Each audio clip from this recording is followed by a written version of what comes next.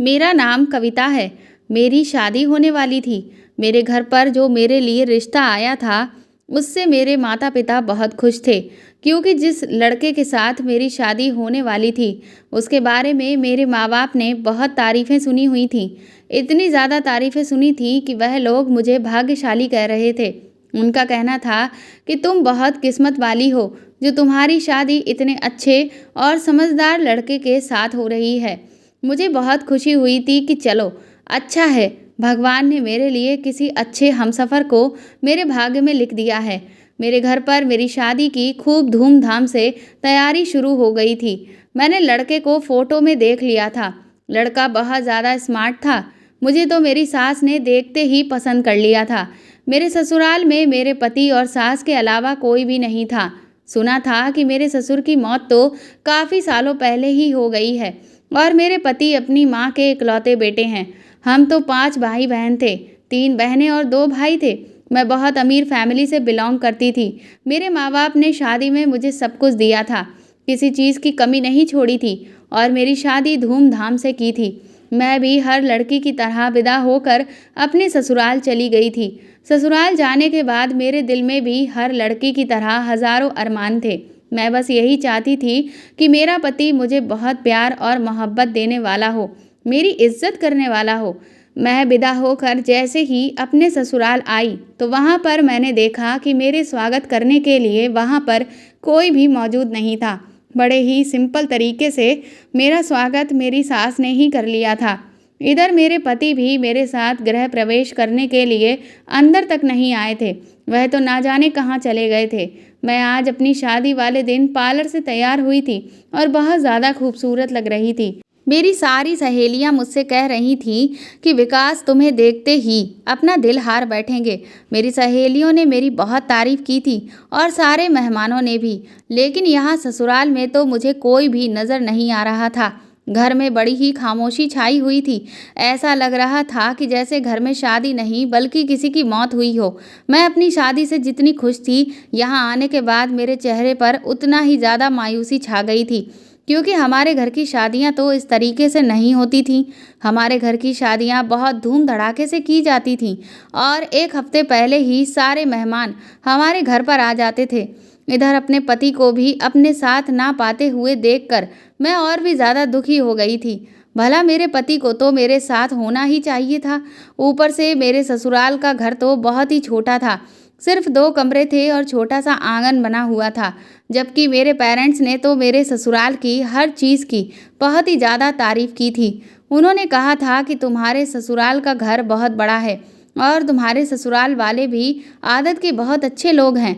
ससुराल आने के बाद मेरे दिमाग में तो शक पड़ गया था, पर मुझे इस सब से कोई मतलब नहीं था। जो हुआ सो हुआ। मैंने सोच लिया था कि मेरे पति मेरे साथ अच्छे से रहेंगे, तो मैं इस छोटे से घर में भी गुज़ारा कर लूँगी। मेरा गृह प्रवेश करवाकर मेरी सास ने मुझे मेरे कमरे में बिठा दिया था। मेरा कमरा बहुत छोटा-सा था और यहाँ पर ना कोई सजावट थी, ना ही कोई सेज थी।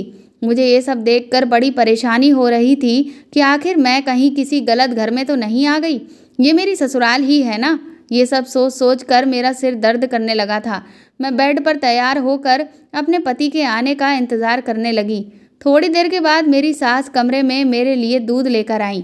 उन्होंने मुझसे कहा कि तुम बहुत थक गई होगी, ये दूध पी लो।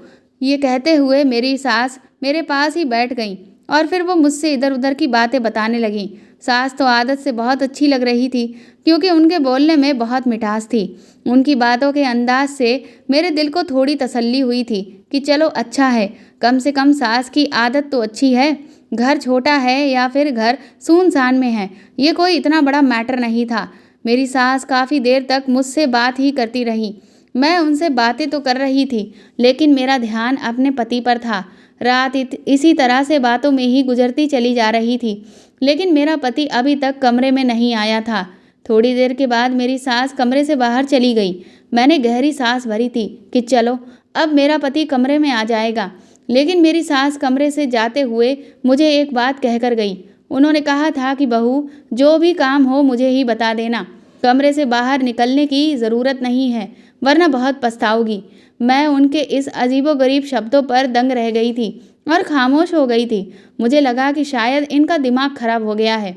अब मैं शादी करके अपने ससुराल आ गई हूँ तो यही मेरा घर है। भला कमरे में रहकर ही मैं सारे काम कैसे कर सकती हूँ? मुझे किसी न किसी काम के लिए तो कमरे से बाहर जाना ही पड़ेगा। वह मुझे अजीब अंदाज में देखती हुई कमरे से बाहर चली गई थी। उनके जाने के थोड़ी देर के बाद मेरा पति कमरे के अंदर आ गया था। वह बहुत जल्दबाजी में था। उन्होंने कमरे में आते ही मेरे हाथ में एक बॉक्स पकड़ाया और कहने लगे, आज तुम्हारी मुंह दिखाई है, ये तुम्हारा गिफ्ट है। मैं अभी जा रहा हूँ, सुबह बात करते हैं। वह बात खत्म करके कमरे से बाहर जा चुका था और मैं हैरान रह गई थी। मेरे पति तो इतनी जल्दी जल्दी में थे कि उन्होंने मुझे कुछ कहने सुनने का मौका तक नहीं दिया था। मुझे बार बार अपनी सास की बात सता रही थी कि कमरे से बाहर मत निकलना, वरना बहुत पछताओगी।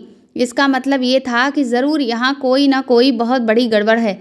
ये सारी परेशानियाँ मेरे सर में दर्द पैदा कर रही थीं और मेरे दिल में शक भी डाल रही थी कि कहीं मेरे साथ कुछ गलत तो नहीं होने वाला है। मैं तो अभी इस घर में किसी को ठीक से जानती तक नहीं थी। पति से 2-3 बातें करती तो उनके बारे में जानती, कुछ उन्हें अपने बारे में बताती, कुछ उनकी सुनती, पर उन्हें तो फुर्सत ही नहीं थी। न जाने वह इतनी जल्दी में क्यों थे और कहाँ पर चले गए थे। नई नवेली दुल्हन को छोड़कर कोई भला इस तरह से तो नहीं जाता। मेरे पति को मेरे पास बैठना चाहिए था, जबकि वह मुझे छोड़कर ना जाने कहाँ जा चुके थे। शादी मेरी मम्मी की एक जानने वाली औरत ने करवाई थी। वही यह रिश्ता लेकर मेरे लिए आई थी।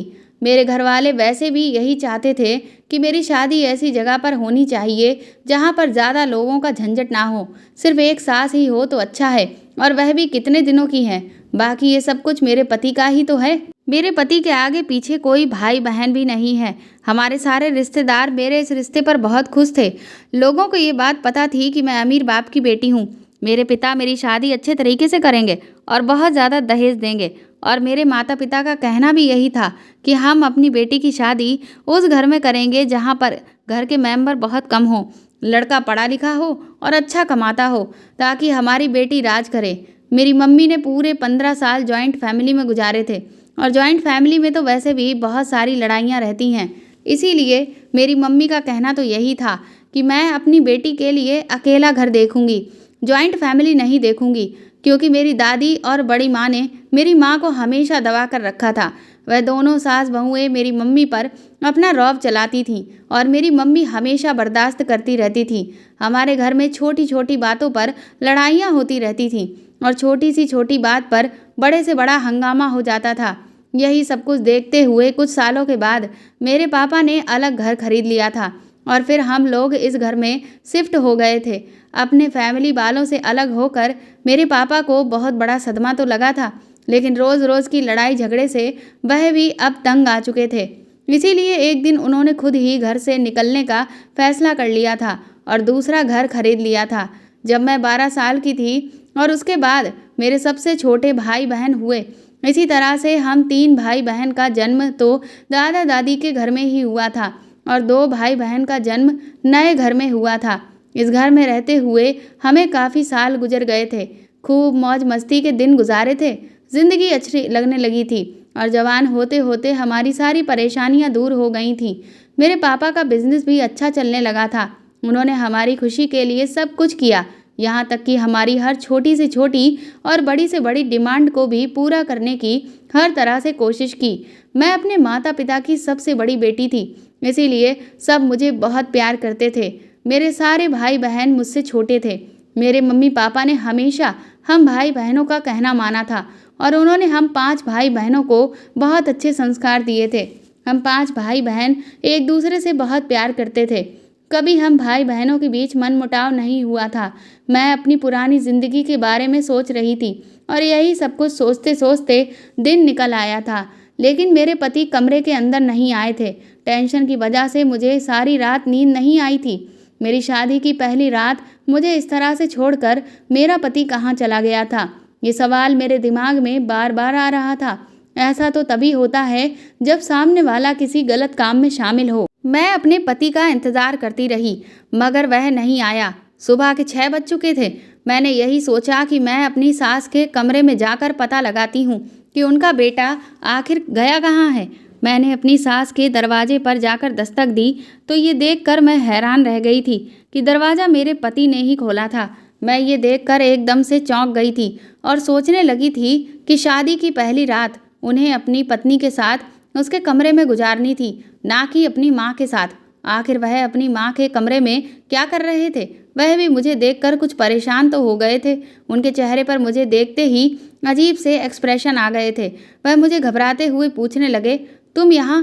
क्या हुआ? कोई काम है क्या? मैं गुस्से में उन्हें बिना कुछ कहे ही अपने कमरे में चली आई थी।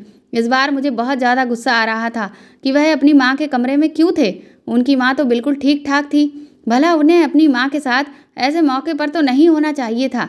अगर उन्हें अपनी माँ की इतनी ही फिक्र थी तो उन्होंने फिर मुझसे शादी ही क्यों की थी? मुझे गलत तो नहीं सोचना चाहिए था, मगर फिर भी ये फिजूल तरह के ख्याल मेरे दिमाग में शक पैदा कर रहे थे। मैं तो कमरे में आकर गुस्से में बैठ गई थी।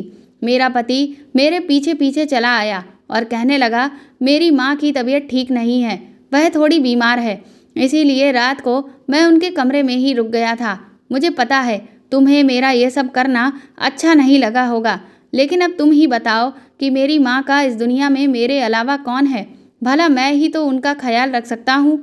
मैंने कहा, आपकी बात ठीक है, लेकिन कोई अपनी शादी की पहली रात को इस तरह से खराब नहीं करता जिस तरह से आपने की है। अगर आप मुझे बता देते कि आपकी माँ की तबीयत ठीक नहीं है तो मैं खुद सारी रात जाग कर उनकी सेवा करती, लेकिन आप तो मुझे बिना बताए ही कमरे से चले गए।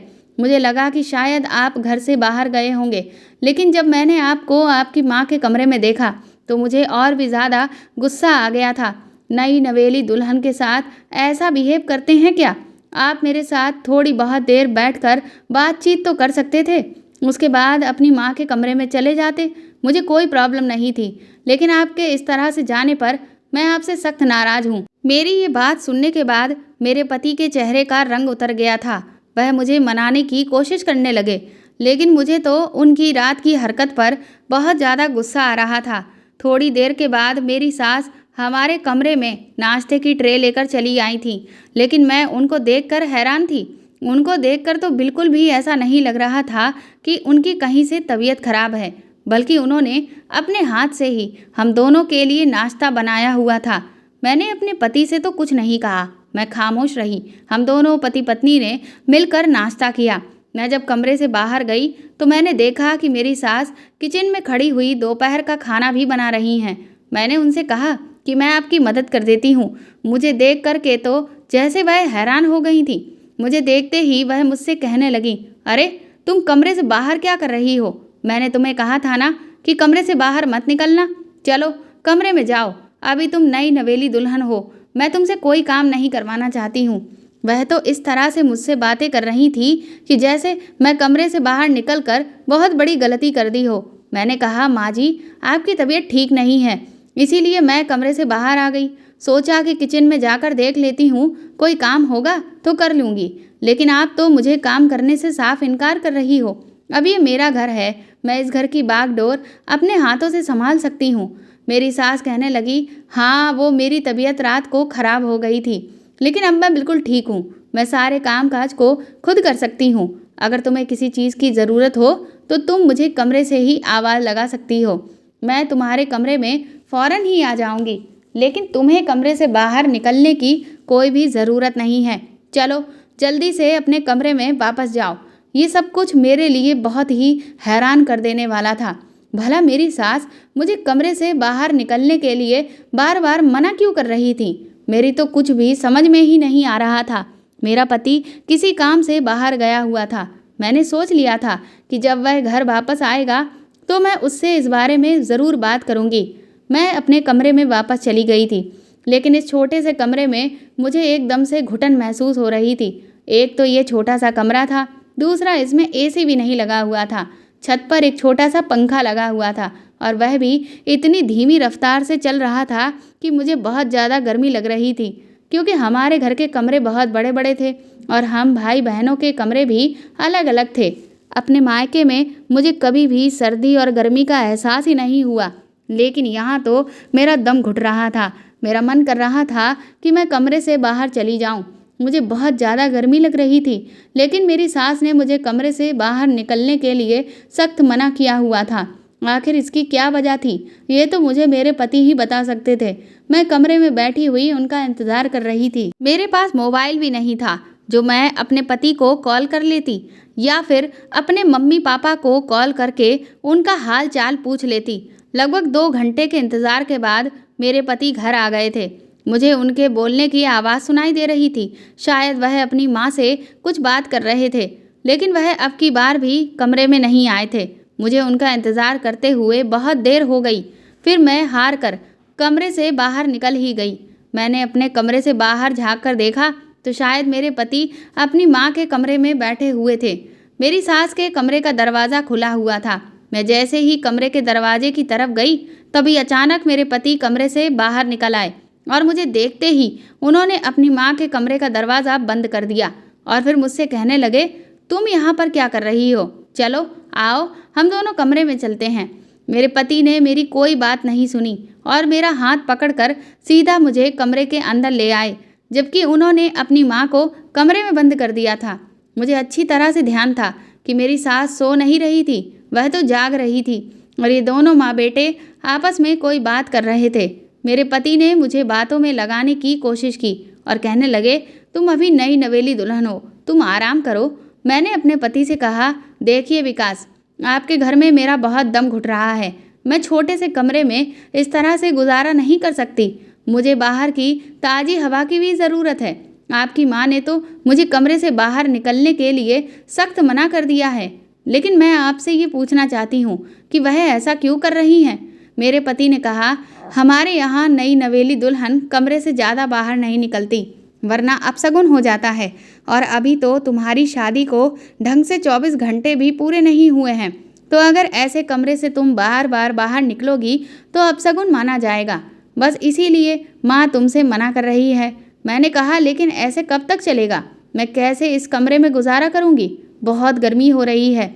अगर सर्दी होती तो कोई बात नहीं थी। मेरे पति ने मुझे प्यार से समझाया। कहने लगे, मेरी प्यारी कविता, तुम्हें फिक्र करने की बिल्कुल भी ज़रूरत नहीं है। बस कुछ दिनों की ही तो बात है। ये पूरा घर तुम्हारा है। उसके बाद तुम अपनी मर्जी से इस घर में जहाँ चाहें वहाँ घूमना। मेरे पति ने इतने प्यार से मुझे ये बात कही तो मेरा दिल भी पिघल कर रह गया था। उन्होंने मुझसे कहा, चलो अब हम दोनों कुछ देर प्यार भरी बातें करते हैं। काफ़ी देर तक हम दोनों पति पत्नी एक दूसरे के साथ टाइम स्पेंड करते रहे और एक दूसरे के साथ बातें करते रहे। ये टाइम वाकई बहुत अच्छा था। सारा दिन किस तरह से गुजर गया कुछ पता ही नहीं चला। दोपहर को तो मुझे भूख भी नहीं लग रही थी और ना ही मेरे पति ने खाना खाया था। रात को मेरी सास अपने हाथ से खाना बनाकर हमें कमरे में ही दे गई थी। मेरी सास सच में तबीयत खराब होने की हालत में भी इतना सब काम कर रही थी। मुझे उनकी ये बात बहुत अच्छी लगी थी, वरना तो आजकल की सास तो दूसरे दिन ही अपनी बहू को किचन संभालने के लिए दे देती थी। रात हो गई थी और मेरे पति बाथरूम का कहकर कमरे से बाहर चले गए थे, जबकि वॉशरूम तो कमरे में भी मौजूद था। मैंने उन्हें कुछ भी नहीं कहा और फिर वह कमरे से जब बाहर गए तो मुझे उनका इंतज़ार करते हुए लगभग 1 घंटा हो गया था, लेकिन वह अभी तक कमरे में नहीं आए हुए थे। मुझे लगा कि आज वह अपनी माँ के साथ उनके कमरे में ही होंगे। अब दोबारा तो मैं ये सब कुछ बर्दाश्त नहीं कर सकती थी। शगुन और अपशगुन जैसी बातों को मैं नहीं मानती थी। मुझे अपने पति का इंतज़ार करते हुए लगभग रात के 3 बज गए थे। मैं अपने कमरे से खामोशी से बाहर निकली और ये देखने गई कि मेरी सास की तबीयत ठीक है या नहीं। मैंने जैसे ही दरवाजे को खोलने के लिए उस पर हाथ लगाया तो मैं ये देखकर हैरान रह गई थी कि दोनों माँ बेटे ने कमरे के दरवाजे को अंदर से बंद क्यों किया हुआ था। इतनी गर्मी में ये लोग कमरे का दरवाज़ा अंदर से बंद करके सो रहे थे। मुझे पता था कि मेरे पति कमरे के अंदर ही हैं। भला ये दोनों माँ बेटे क्या कर रहे थे? मेरी तो कुछ भी समझ में नहीं आ रहा था। फिर मेरा ध्यान कमरे में लगी हुई खिड़की पर गया। मैंने अंदर झांकने की कोशिश की। कमरे के अंदर की लाइट ऑन थी और मुझे अंदर का सब कुछ साफ नज़र आ रहा था। एक तरफ बेड पर मेरे पति सो रहे थे, दूसरी तरफ मेरी सास, और ये क्या था कि मेरी सास के साथ कोई लड़की भी सो रही थी। ये देखकर तो मेरे पैरों तले से ज़मीन ही निकल गई थी। भला ये लड़की कौन है? अब मुझे किसी गड़बड़ का शक होने लगा था। मैंने फैसला कर लिया था कि मैं अपने पति और सास से सवाल करूंगी और उस लड़की के बारे में सब कुछ पूछूंगी। मुझे और मेरे घर वालों को तो ये पता था कि मेरे पति के घर में सिर्फ उनकी माँ रहती है। उन दोनों के अलावा घर में कोई मेंबर नहीं है। अब ये लड़की कौन थी, ये सोच सोच कर मेरा दिमाग खराब हो रहा था। मैं उस टाइम तो खामोशी से अपने कमरे में आ गई थी और अपने पति के कमरे में आने का इंतज़ार करने लगी। सुबह के लगभग 11 बजे के टाइम पर मेरे पति कमरे में आए थे और मुझे पता था कि मेरे पति आ गए हैं तो ज़रूर मेरी सास नाश्ता लेकर कमरे में आएंगी। मेरी सास नाश्ता लेकर आई तो मैंने उनका हाथ पीछे खींच लिया और कहा कि अब आप दोनों मुझे ये बताओ कि इस घर में आखिर चल क्या रहा है। ये सुनकर मेरे पति और सास के चेहरे का रंग फीका पड़ गया था। मेरे पति कहने लगे कि तुम ये किस तरह के सवाल कर रही हो। मैंने कहा, मुझे सब कुछ पता चल गया है कि आप उस कमरे में क्यों सोते हो। उस कमरे में कोई लड़की है। कल रात मैंने अपनी आंखों से आपकी माँ के कमरे में सिर्फ आप दोनों को ही नहीं बल्कि एक लड़की को भी देखा है। पहले तो मेरे पति और सास झूठ बोलने लगे, फिर मैं झट से कमरे से बाहर निकल गई। जैसे ही मैं अपने कमरे से बाहर निकली तो वह लड़की बाहर आंगन में बैठी हुई थी। मुझे देखते ही वह लड़की भी हैरान रह गई, क्योंकि मेरे पति और सास को इस बात की उम्मीद नहीं थी कि मैं कमरे से बाहर भी निकल सकती हूँ। मेरे पति ने तुरंत ही मेरा हाथ पकड़ लिया और वह मुझसे कहने लगे कि हमने तुम्हें मना किया था ना कि तुम्हें कमरे से बाहर नहीं निकलना है। मैंने कहा, ये वही लड़की है जिसको रात को मैंने देखा था। अब आप जल्दी से मुझे ये बताओ कि ये लड़की कौन है। अब आपको मुझसे कुछ भी छुपाने की ज़रूरत नहीं है। वह लड़की तो खामोश होकर आंगन में पड़ी हुई चारपाई पर बैठी हुई थी। वह तो कुछ भी नहीं बोल रही थी, बस मुझे घूर घूर कर देख रही थी। इधर मेरी सास और पति मेरी बातें सुनकर हैरान रह गए थे। वह दोनों भी खामोश खड़े हो गए थे। थोड़ी देर बाद मेरे पति रोने लगे और मेरी सास की आंखों में भी आंसू आ गए। मैं उन दोनों को देखकर पिघल गई थी। मेरे पति ने अपनी माँ से कहा, माँ आप रागिनी को लेकर कमरे के अंदर जाओ, मैं अभी आता हूँ। मेरे पति ने मेरा हाथ पकड़ा और मुझे हमारे कमरे में ले गए। उसके बाद उन्होंने कमरे के दरवाजे को अंदर से बंद कर लिया। उन्होंने मुझसे कहा, मुझे माफ़ कर दो कविता, मुझे पता है तुम्हारे दिमाग में बहुत सारे सवाल घूम रहे होंगे। ये लड़की कौन है और रात को मैं अपनी माँ के कमरे में क्यों सोता हूँ। ये मेरी बहन है, इसका नाम रागिनी है। मेरी बहन पागल है, ये डिप्रेशन की शिकार है, उसको दौरे पड़ते हैं, ये बहुत ज़्यादा बीमार है। इसे इस कदर दौरे पड़ते हैं कि कभी कभी ये अपनी जान लेने की कोशिश करती है। माँ तो इस उम्र में इसको संभाल नहीं सकती, इसीलिए रात को मुझे इसके पास रुकना पड़ता है ताकि वह खुद को और माँ को नुकसान ना पहुँचाए। अपने पति को इस तरह से रोता हुआ देखकर मैं खुद को शर्मिंदा महसूस करने लगी थी। फिर मैंने अपने पति से कहा, लेकिन आपने अपनी बहन को इतना छुपा कर क्यों रखा हुआ है और उसके बारे में हमें बताया क्यों नहीं। मेरे पति ने कहा, तुम्हें तो पता है ना कि आजकल का ज़माना कैसा है। कुछ लोग अपनी बेटियों के लिए कुंवारी ननद को बर्दाश्त ही नहीं करते, लेकिन मेरी बहन तो फिर पागल है। मेरे काफ़ी सारे रिश्ते इसीलिए टूट चुके हैं, इस बात पर कि इस घर में लड़के की पागल बहन रहती है और उसके होते हुए हम अपनी बेटी को इस घर की बहू नहीं बना सकते। बस इसी वजह से हमने तुम्हारे घर वालों से झूठ बोला। इसमें हमारी बहन की भी बेइज्जती होती। लोग उसे बार बार पागल कहते हैं और फिर मेरी शादी भी इस वजह से नहीं हो रही थी।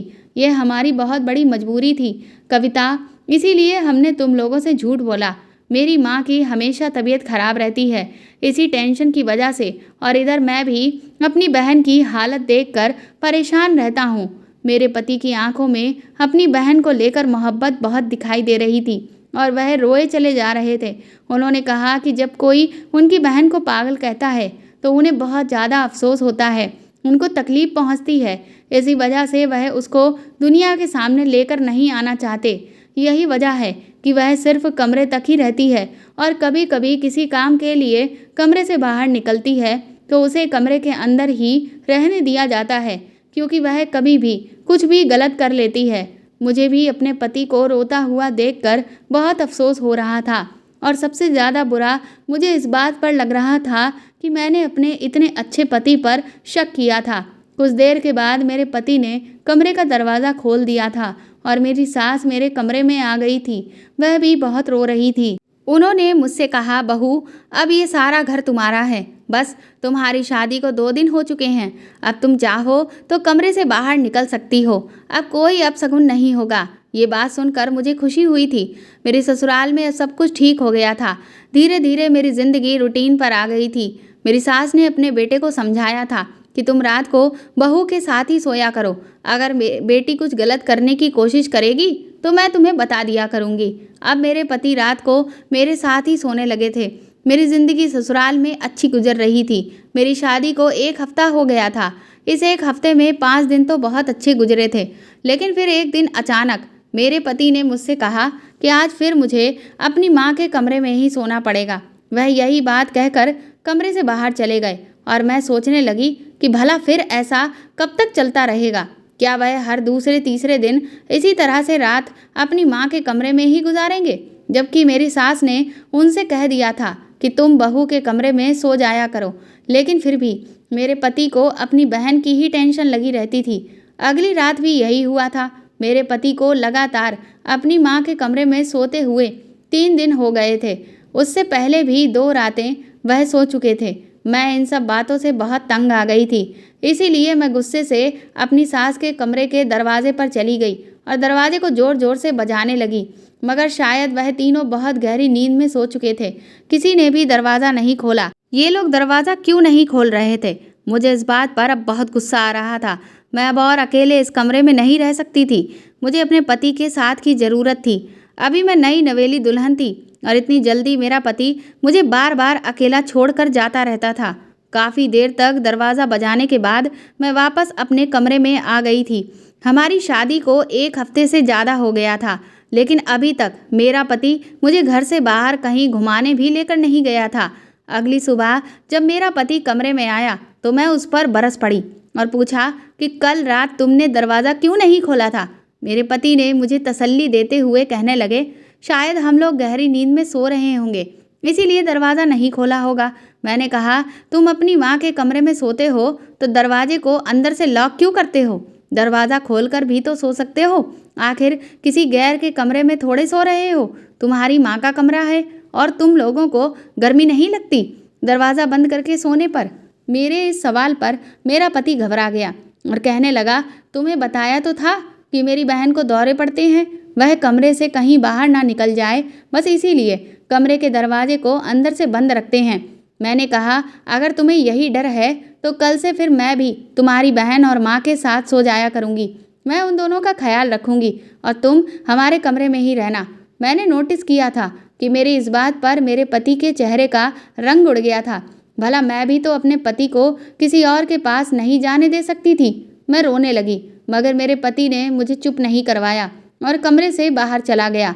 उसी रात को जब मैं एक बार फिर से अपनी सास के कमरे के बाहर गई तो कमरे का दरवाज़ा तो अंदर से बंद था, लेकिन खिड़की हल्की सी खुली हुई थी और जब मैं वहाँ से झांक कर देखा तो मेरे होश उड़ गए थे। मेरा पति अपनी बहन के साथ चारपाई पर था।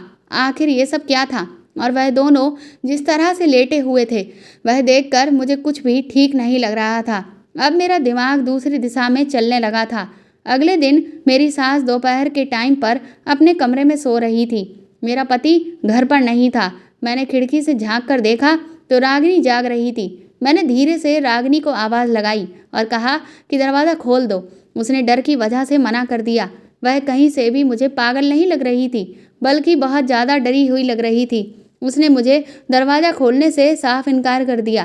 कहने लगी, तुम प्लीज़ अपने कमरे में जाओ, वरना तुम बहुत बड़ी मुसीबत में फंस जाओगी। मैं खामोशी से अपने कमरे में वापस चली आई। ना जाने ऐसा क्या राज है जो मेरी समझ में नहीं आ रहा था। मेरा पति इतना सब कुछ हो जाने के बाद भी अपनी बहन और माँ के कमरे में ही सो रहा था, पर वो उस रात अपनी बहन के साथ क्यों था? और क्यों मेरा पति मुझसे कुछ उखड़ा उखड़ा सा रहता है? मैं कुछ गलत नहीं सोच रही थी। अगर मेरी जगह कोई और औरत भी होती तो वह भी अपने पति को अपनी माँ और बहनों के पास सोने नहीं देती। मैंने महसूस किया था कि रागिनी अपनी माँ और भाई से बहुत डर रही थी। मैं जब भी मौका देखकर खिड़की से उससे बात करने की कोशिश करती तो वह बहुत डरी हुई लगती थी, लेकिन बात वह बिल्कुल सही तरीके से करती थी। पागल इंसान तो ऐसा होता है कि जब बातें करता है तो उल्टी सीधी बातें करता है, लेकिन रागिनी हर बार मुझसे थोड़ा इंग्लिश और थोड़ी हिंदी में बात किया करती थी। वह कहती थी, प्लीज़ कविता, मैं नहीं चाहती कि तुम किसी प्रॉब्लम में फंस जाओ, लेकिन उसने मुझसे कहा था कि प्लीज़ मौका देखकर जिस दिन ये दोनों माँ बेटे इस घर में ना हो उस दिन तुम मेरे पास चली आना। मुझे तुमसे बहुत ज़रूरी बात करनी है। मैंने कहा, ये तुम्हारे भाई और माँ हैं, तुम इनसे इतना डरती क्यों हो? जैसी भी बात है मुझे बता दो। रागिनी कहने लगी, मैं अभी कुछ भी नहीं बता सकती। अगर तुम्हारी सास जाग गई तो मेरा जीना दुश्वार कर देगी। प्लीज़ तुम अपने कमरे में जाओ। और मैं जाकर बैठ जाती हूँ। दोपहर के टाइम पर मेरी सास गहरी नींद में सो रही थी। रागिनी के पास मुझसे बात करने का ये अच्छा मौका होता था, लेकिन हर बार वह मुझे कमरे में जाने के लिए कह देती थी। पता नहीं उसे किस बात का डर था। मैंने नोटिस किया था कि ये दोनों माँ बेटे रागिनी पर बहुत ज़्यादा सख्ती किया करते थे। उसे बिल्कुल भी कमरे से बाहर नहीं निकलने देते थे और ना ही मुझसे बात करने दिया करते थे। उस बेचारी को लावारिसों की तरह उन लोगों ने कमरे में बंद करके रखा जाता था। मेरी सास और पति बस उसकी रखवाली में ही लगे रहते थे। मुझे तो जैसे इस घर में वो लाकर भूल ही गए थे। मैंने एक दिन अपने पति से कहा कि तुम्हारी बहन को दौरे पड़ते हैं तो चलो उसे किसी अच्छे अस्पताल में लेकर चलते हैं। मगर मेरा पति कहने लगा, तुम्हें फ़िक्र करने की कोई ज़रूरत नहीं है, उसका इलाज चल रहा है। एक दिन मेरी सास और मेरे पति कहीं गए हुए थे। मौका अच्छा था, इसीलिए मैं जल्दी से रागिनी के कमरे में चली गई। मैंने देखा कि दरवाजे पर लॉक लगा हुआ था। मुझे चाबी के बारे में पता था, इसीलिए मैंने जल्दी से अपने पति के पुराने कपड़ों में से जाकर चाबी को निकाल लिया और कमरे का दरवाज़ा खोल दिया। लेकिन जैसे ही मैंने कमरा खोला, ये देखकर मेरी आंखें फटी की फटी रह गईं कि रागिनी को तो जंजीरों से बांध कर रखा गया है। वह बेचारी बहुत बुरी हालत में कमरे में पड़ी हुई थी। मैंने जल्दी से उसका सर अपनी गोद में रख लिया और मैंने उसे कहा, तुम्हारी हालत किसने की है ये? रागिनी कहने लगी, प्लीज़ मुझे पानी पिला दो। मैंने जल्दी से उसे पानी पिला दिया। उसके बाद वह थोड़ा रिलैक्स हुई थी। रागिनी ने कहा, ये दोनों माँ बेटे कहीं गए हुए हैं, चलो हम दोनों इस घर से भाग चलते हैं। मैंने कहा, रागिनी तुम ये कैसी बातें कर रही हो? रागिनी कहने लगी, मैं सही कह रही हूँ। आज के बाद हम दोनों के पास इससे अच्छा मौका नहीं होगा। मैं तुम्हें सारी सच्चाई बताती हूँ। तुम जिसे अपना पति कह रही हो वो तुम्हारा पति तो है ही, साथ साथ मेरा भी पति है। मैं रागिनी की बात सुनकर अपने कानों पर विश्वास नहीं कर पा रही थी। रागिनी ने कहा, मैं सच कह रही हूँ, तुम उसकी दूसरी पत्नी हो और मैं उसकी पहली पत्नी हूँ। यहाँ हम लोगों के साथ शादी के नाम पर धोखा किया जा रहा है। मैंने रागिनी से कहा, लेकिन इन लोगों ने तो मुझे बताया था कि तुम उसकी बहन हो। रागिनी कहने लगी, ये लोग तुमसे बार बार झूठ बोल रहे हैं और यहाँ जो भी तुम्हारी आंखों के सामने है ये सब कुछ झूठ है। मैं इस घर की बहू हूँ। मेरी शादी 4 साल पहले हुई थी, लेकिन मैं अपने दहेज में कुछ भी नहीं लेकर आई थी, क्योंकि मेरे माता पिता बहुत गरीब थे। ये लोग मुझ पर रोज़ जुल्म किया करते थे कि अपने मायके से पैसे लेकर आओ। जो थोड़े बहुत जेवर मैं अपने मायके से शादी पर लेकर आई थी, वह भी इन लोगों ने मुझसे लेकर बेच दिए थे। मुझसे शादी करके उस किसी भी तरह की सहूलियत नहीं हुई थी। मेरे पति और सास ने सोचा था कि शादी करने के बाद वह मुझसे मेरे मायके वालों से पैसे मंगवाते रहा करेंगे, लेकिन ऐसा कुछ भी नहीं हो सका। मेरे माता पिता इस काबिल ही नहीं थे, मैं उन्हें कहाँ से पैसे लाकर देती। इसलिए उसने मुझे कमरे में बंद कर दिया और मुझे मारने पीटने लगा। इन लोगों ने साबित कर दिया कि इनकी पत्नी मर चुकी है। मेरे माता पिता यहाँ पर जब मेरा हाल लेने आए तो इन लोगों ने उन्हें धक्के मारकर वापस भेज दिया। वह लोग गरीब थे, इसीलिए कोई कदम नहीं उठा पाए और यहाँ से खामोशी से चले गए। उसके बाद मेरे माता पिता भी यही सोचकर खामोश हो गए कि शायद उनकी बेटी मर गई है। फिर इस दरिंदे ने अपने काम को अंजाम देने के लिए दूसरी शादी करने का फैसला किया।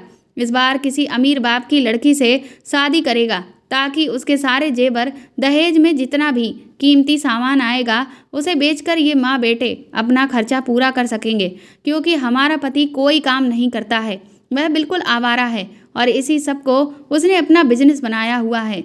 देखो कविता, इन लोगों ने तुमसे बहुत झूठ बोला है। अभी तो तुम्हारी शादी को सिर्फ 1-1.5 महीना ही गुजरा है। जब धीरे धीरे तुम्हारी शादी को कुछ साल गुजर जाएंगे और इस आदमी के पास कुछ भी नहीं बचेगा, तो फिर ये तुम्हें मजबूर करेगा कि तुम अपने मायके से जाकर पैसे लेकर आओ। और अगर तुमने इस बात पर इनकार कर दिया तो फिर तुम्हारा भी हाल वैसा ही होगा जैसा मेरे साथ हो रहा है। ये माँ बेटे रोज़ कमरे में बंद करने के बाद मेरे साथ जुर्म करते हैं। ये चाहते हैं कि मैं किसी भी तरह से मर जाऊं और मेरा नाम और निशान मिट जाए, लेकिन ऐसा हरगिज नहीं हो सकता, क्योंकि अब इस घर में तुम आ गई हो। तुम्हारे होते हुए ये लोग मेरे साथ ज़्यादा कुछ नहीं कर सकते। सिर्फ ये लोग मुझ पर कड़ी नज़र ही रख सकते हैं, क्योंकि तमाशा हो जाएगा। ये दोनों माँ बेटे मेरे साथ तो इसीलिए सोते हैं कि कहीं मैं भाग ना जाऊं और कमरे से निकलकर मेरी मुलाकात तुमसे ना हो जाए। देखो, मेरा कहना मानो और जल्दी से अपने सारे कीमती जेवर लो और मेरे साथ भाग चलो। हम दोनों यहाँ से चलते हैं और पुलिस स्टेशन जाकर इन लोगों के खिलाफ रिपोर्ट दर्ज करवाते हैं। रागिनी की ये सारी बातें सुनकर मेरे रोंगटे खड़े हो गए थे। रागिनी जिस हालत में रो रो कर मुझे ये सब कुछ बता रही थी, मुझे तो लग रहा था कि वह सच कह रही है, क्योंकि जिस दिन से मैं शादी करके यहाँ पर आई हुई थी, मुझे इन लोगों पर शक तो तभी से होने लगा था। मैं जल्दी से उसकी बात पर यकीन करने के लिए सबसे पहले अपने कमरे में गई और जाते ही मैंने जैसे ही अपनी अलमारी की तिजोरी खोली तो मैं ये देखकर हैरान रह गई थी कि शादी पर मैं अपने मायके से जितने भी जेवरात पहनकर आई थी वह सारे जेवरात तिजोरी में तो थे ही नहीं। इसका मतलब यही था कि ये लोग मेरे जेवरात बेच चुके थे या फिर इन लोगों ने अपने पास रख लिए थे, क्योंकि अभी तक मुझे ये जेवर पहनने का मौका ही नहीं मिला था।